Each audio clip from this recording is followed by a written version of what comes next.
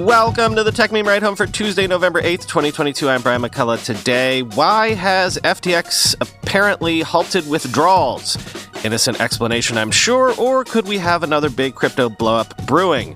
What if Elon just says screw it and puts all of Twitter behind a paywall? What happens if NFT marketplaces stop honoring royalties? And why is Apple having a hard time with its design team? Here's what you missed today in the world of tech. You okay, FTX? According to on-chain data, FTX appears to have stopped processing withdrawal requests starting at 6:37 a.m. Eastern Time, covering withdrawals of Ethereum, Solana, and Tron. Now, there have been whispers about FTX's solvency in recent days. Here's what's happened as best I've been able to piece it together. Remember, Sam Bankman-Fried owns FTX, a trading platform. He also owns Alameda, a sort of investment arm, which is what he has used to scoop up troubled crypto projects in recent months, backstopping the market, as we've said, a la JP Morgan. Well, somehow FTX's balance sheet leaked recently, revealing that Alameda's biggest asset, the thing that it can use not only to buy things, but also to remain solvent, was FTT, basically the token of its sister company FTX. Then, quoting CoinDesk, Binance's CEO, responding to a CoinDesk scoop about trading firm Alameda Research's balance sheet, tweeted Sunday that he will sell the remaining FTT tokens held on his books that he took on as part of his exit from Alameda's sister company FTX last year. Binance CEO Changpeng Zhao did not say how much FTT his firm will sell, but that as part of the cryptocurrency exchange's exit from FTX equity last year, Binance received roughly $2.1 billion worth in the form of BUSD, Binance's stablecoin, and FTT. Alameda's CEO, meanwhile, retweeted that her trading firm's financial condition is stronger than what was reflected by the balance sheet CoinDesk wrote about. She also offered, in a reply to the Binance CEO's post, to buy his firm's FTT token holdings for $22 each. The price of FTT declined 14% over a 24-hour period to $22.02, its lowest price since June. Zhao's announcement comes after rumors swirled about the financial health of Sam Bankman-Fried's trading firm Alameda Research after a leaked balance sheet reviewed by CoinDesk revealed the trading firm owed $5.8 billion of FTT tokens, including FTT tokens pledged as collateral as of June 30th. Alameda was revealed to have $14.6 billion in assets and $8 billion in liabilities, including $7.4 billion in unidentified loans. On Saturday, Alameda Research CEO Caroline Ellison responded to the rumors by tweeting that Alameda had over $10 billion of assets not reflected on the leaked balance sheet. Ellison added that Alameda had undisclosed hedges in place and had already returned a bulk of their outstanding loans, end quote. So, if I'm reading this right, might Binance have taken the opportunity to sell FTT coin in order to kneecap its rival FTX by forcing the price of that asset down to make people question FTX's solvency? Overnight, FTX's FTT dropped more than 20% to below $18 a coin as investors began to fear possible contagion from the potential collapse of FTX-linked Alameda. FTX outflows reportedly reached more than $450 million. FTX CEO Sam Bankman-Fried said, quote, FTX is fine, but folks have been watching stablecoins absolutely flood off of the FTX platform, and now this morning people are saying withdrawals have ceased on FTX, which, as the crypto daddy tweeted, quote, for a company that's solvent, it's doing some very insolvent things, end quote. So look, this is all happening right now this morning. I'm not very deep in the crypto space, as you know, so I'm sure some crypto folks will say I've got some details wrong here, but I believe the gist of it, as of my writing this morning, is FTT is crashing and not recovering so far.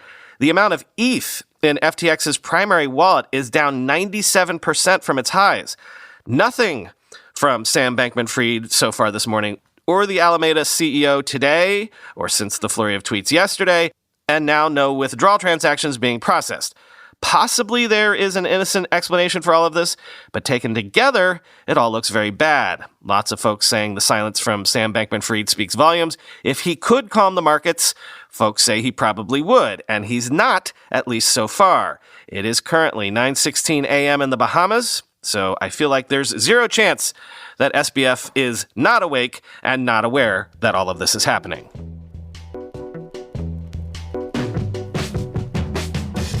thought I'd get the Twitter stuff out of the way earlier today. Casey Newton had a huge piece up yesterday with tons of scoops, like the rumor that Elon has pitched charging most or all of Twitter users for a subscription. Not a partial anything, like the whole platform would go behind a paywall. Meanwhile, internal estimates show that Blue, that subscription product as it exists now, could lose Twitter $6 per user per month in the US, which begs the question, why are they doing it this way? Quoting Casey's Platformer newsletter, quote, "The company rolled out a new version of the app on Saturday with release notes that said the new Blue was now available. The copy, written by Jason Calacanis, was widely derided for sounding like a phishing email. The problem is that Blue was not available, and so those who did subscribe found that they had merely gotten access to the current version of Blue. Then, after a debate about the potential effects of unleashing thousands of new verified accounts onto the platform in the middle of the U.S. midterm elections, the company postponed the launch.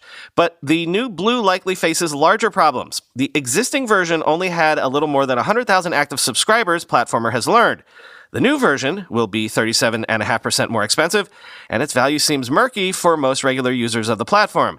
It's unclear how the company will persuade enough people to subscribe to justify the effort. Twitter employees tried to sell Musk and his advisor David Sachs on the idea of asking business accounts to pay for extra features, since many of them use Twitter to reach large audiences, but they were dismissed in favor of offering wide-scale verification first, I'm told. Other employees have warned about a secondary feature of the new Blue that Musk added at the last minute, reducing ad load in the Twitter app by half. Estimates showed that Twitter will lose about $6 in ad revenue per user per month in the United States by making that change, sources said. Factoring in Apple and Google's share of the $8 monthly subscription, Twitter would likely lose money on Blue if the ad light plan is enacted. The business fundamentals are just not there, said one former employee who worked on the plans. Musk has been heavily involved in the chaotic launch of Blue, participating in stand-up meetings and exchanging regular emails with Esther Crawford, a director of product management at the company. "There is one decision maker, and that is me," Musk told workers, according to meeting notes shared with employees in Slack. "Any detail of Twitter Blue must be clear with him down to the last detail," the message added. But all of that could be a prelude to the biggest change of all, charging most or all users a subscription fee to use Twitter. Both Musk and Sachs have discussed the idea in recent meetings, according to a person familiar with the matter. One such plan might allow everyone to use Twitter for a limited amount of time each month, but require a subscription to continue browsing, the person said. It could not be learned how serious Musk and Sachs are about the paywall. Twitter did not respond to a request for comment. It also does not appear imminent, as the Blue team is wholly occupied with the launch of the expanded verification. Still, given Twitter's huge debt burden, the backward economics of Blue, and the recent pause in spending by major advertisers, it's clear that Musk and his brain trust will have to do something to significantly increase revenue. And whatever they choose, it seems increasingly clear that Twitter will never be the same, end quote.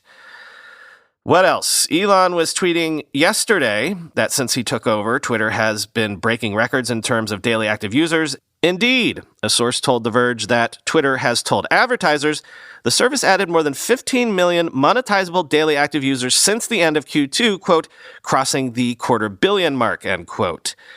Meanwhile, it looks like he's just going to tweet through all this, as they say, because folks have noted that Elon is on pace to tweet over 750 times so far in November, or more than 25 times a day, up from an average of around 13 tweets per day back in April.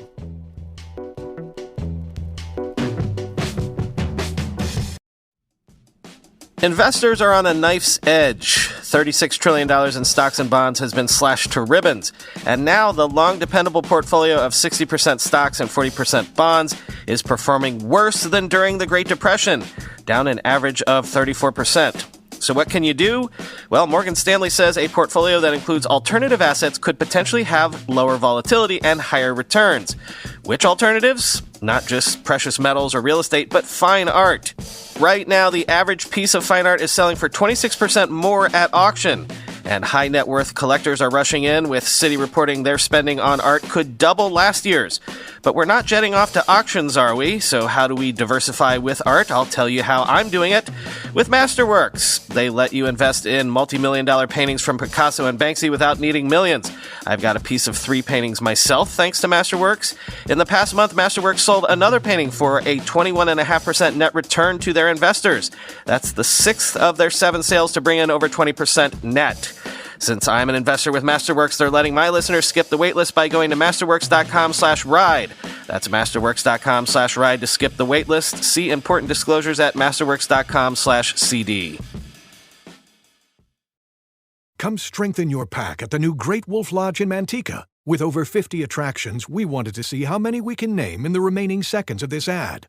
River Canyon Run, Oliver's Moonstone Maze, Tin Paw Bowling, Howler's Peak Ropes Course, Magi Quest, Slaptail Pond Wave Pool, Build-A-Bear Workshop, Storytime, a 4-story water Only fort, 40 more to go. Wolftail And now that a getaway to Great Wolf Lodge in Manteca is just a short ride away, families have time to experience every attraction at the lodge. Great Wolf Lodge. Strengthen the pack. This sounds not great. An investigation has alleged that Trustcore Systems, which is used by Chrome, Safari, and Firefox as a root certificate authority, has connections to U.S. intelligence and law enforcement, quoting the Washington Post. An offshore company that is trusted by the major web browsers and other tech companies to vouch for the legitimacy of websites has connections to contractors for U.S. intelligence agencies and law enforcement, according to security researchers, documents, and interviews. Google's Chrome, Apple's Safari, and nonprofit Firefox and others allow the company Trustcore Systems to act as what's known as a root certificate authority, a powerful spot in the internet's infrastructure that guarantees websites are not fake, guiding users to them seamlessly. The company's Panamanian registration records show that it has the identical slate of officers, agents, and partners as a spyware maker identified this year as an affiliate of Arizona-based Packet Forensics, which public contracting records and company documents show has sold communication interception services to U.S. government agencies for more than a decade. Trustcore's products include an email service that claims to be end-to-end encrypted, though experts consulted by the Washington Post said they found evidence to undermine that claim. A test version of the email service also included spyware developed by a Panamanian company related to Packet Forensics, researchers said. Google later banned all software containing that spyware code from its App Store. A person familiar with Packet Forensics' work confirmed that it had used Trustcore's certificate process and its email service, MessageSafe, to intercept communications and help the U.S. government catch suspected terrorists. Quote, yes, Packet Forensics does that, the person said, speaking on the condition of anonymity to discuss confidential practices, end quote.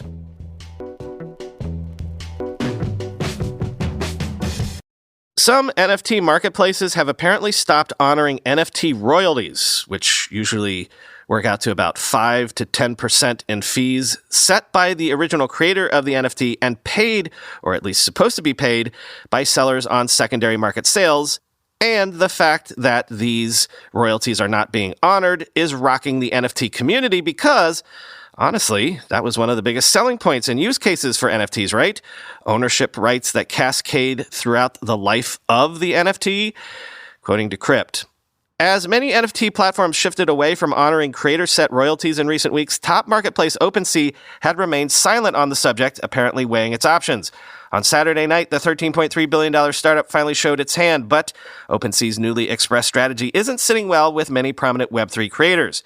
In a Twitter thread, OpenSea shared what it called a thoughtful, principled approach to NFT royalties, including the rollout of a system that would let creators of new projects blacklist certain marketplaces that do not require traders to pay royalties. That system takes effect on November 8th. OpenSea said that it is still considering what to do about existing NFT projects and that it will garner additional community feedback ahead of a self-imposed December 8th deadline. After that date, the marketplace will make a decision which could ultimately include making royalty fee payments optional for traders, as some other marketplaces have done. In recent months, many upstart and rival marketplaces have attempted to claw away market share by offering zero royalty trading or making them optional. Nearly the entire Solana NFT market now operates with these models, after Magic Eden made royalties optional for traders and Ethereum platforms like X2Y2, LooksRare, and Blur have followed suit. When creator royalty fees aren't required, many traders opt not to pay them. Data from X2Y2 in late October, shared by Synonymous Proof Director of Research Punk 9059, showed that just 18% of traders bothered to pay any royalty amount.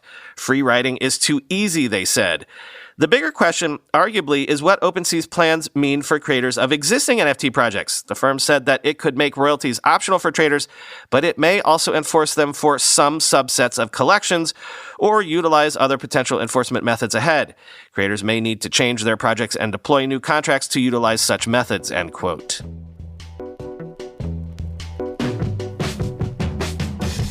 Finally, today I need to catch you up on something. It was one of those weekends last month when this news broke, so I didn't get to tell you that Apple VP of Industrial Design Evans Hankey left the company, or at least is planning to leave. It was Hankey who replaced Johnny Ive back in 2019. And now Mark Gurman is reporting that Apple's search for a new product design lead has been hindered by high turnover, leaving few candidates for a department that many believe is still in Johnny Ive's shadow. Quote, though Hankey had been at the company for about 20 years, her relatively brief tenure at the top of the industrial design team made it hard to establish a distinct vision for new products. Apple also lacks a clear succession plan for the job, a significant problem for a company that sells premium-priced products largely based on their look. In some ways, the department has been in flux since the death of Steve Jobs more than a decade ago, according to people with knowledge of the situation. The Apple co-founder had forged a partnership with Ive that helped establish the clean, simple aesthetic that remains the tech giant's hallmark today. But an increased emphasis on costs, along with other distractions, created new difficulties, they say. Over time, the group evolved into two central teams, industrial design and human interface design. The former handles the look of hardware, while the latter, run by executive Alan Dye, oversees the appearance of Apple's software.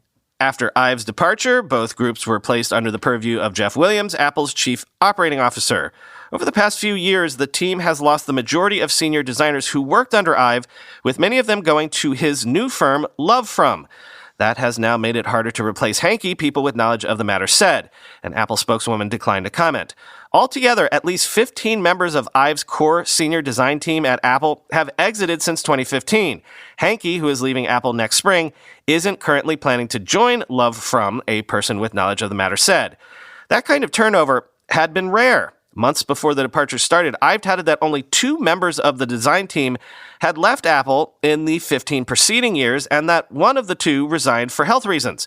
Even before Ive left, Apple's operations department had begun to wield more influence over the design team. People familiar with the matter said that meant a focus on costs rather than purely on look and features. The length of Hankey's stint means she didn't stay long enough to oversee the end-to-end development of a released product. These cycles can take many years. So the look of the latest iPhones, iMacs, and iPads were devised before Hankey's tenure began, end quote. Interesting if Apple product design is at some sort of a crossroads or perhaps stuck standing still, because either possibility would be a bit concerning.